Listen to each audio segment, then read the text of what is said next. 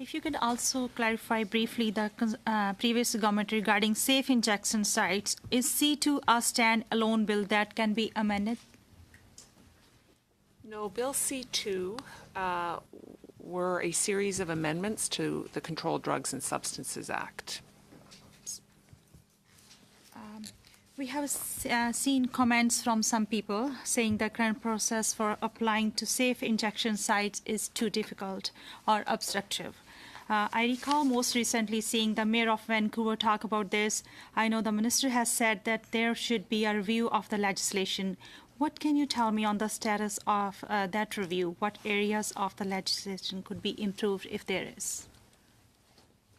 That review is ongoing, so I think it's premature to say that there have been any conclusions drawn yet. But what we are doing is we are assessing the bill, the CDSA portions that relate to the specific provisions on applying for a supervised consumption site against the experiences that we're having now. We've now had, over a period of many months, numerous discussions with potential applicants. There is actually currently only one applicant who has submitted, and that is well known, that is Montreal. So obviously we have the most experience with Montreal because they are furthest along.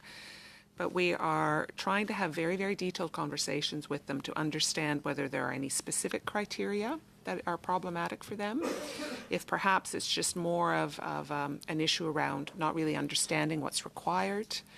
As I think I mentioned earlier, they are finding it very useful, particularly when we can very accurately describe for them in the context of insights application precisely the type of information that it is that they need to submit.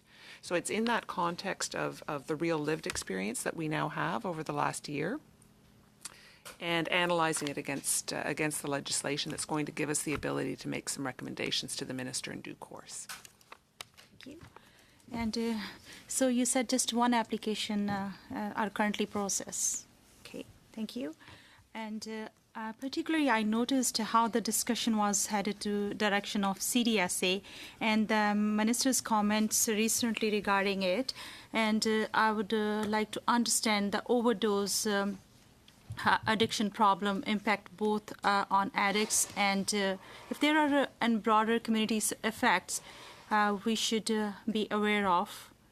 Is there any, and this question is to Rita Notrendra, is there any broader communities there's this impact both on addicts or any broader communities who are affected mostly?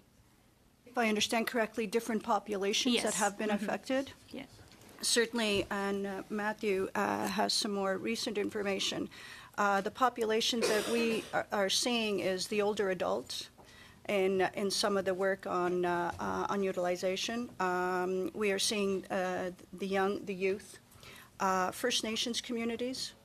So those are the populations right now that are demonstrating greater increases in terms of not just opioids, but also women and benzos, as an example. So when we look at the different prescription drugs, I know we're dealing with opioids, but certainly when it comes to women, it has to do more with the benzos. So there are different population and there are different issues, and utilization is certainly showing increases, as I mentioned, in two key areas, and that is the older adult and youth. But I did want to stress that First Nations as well. Okay. And I'll pass my time to Ron.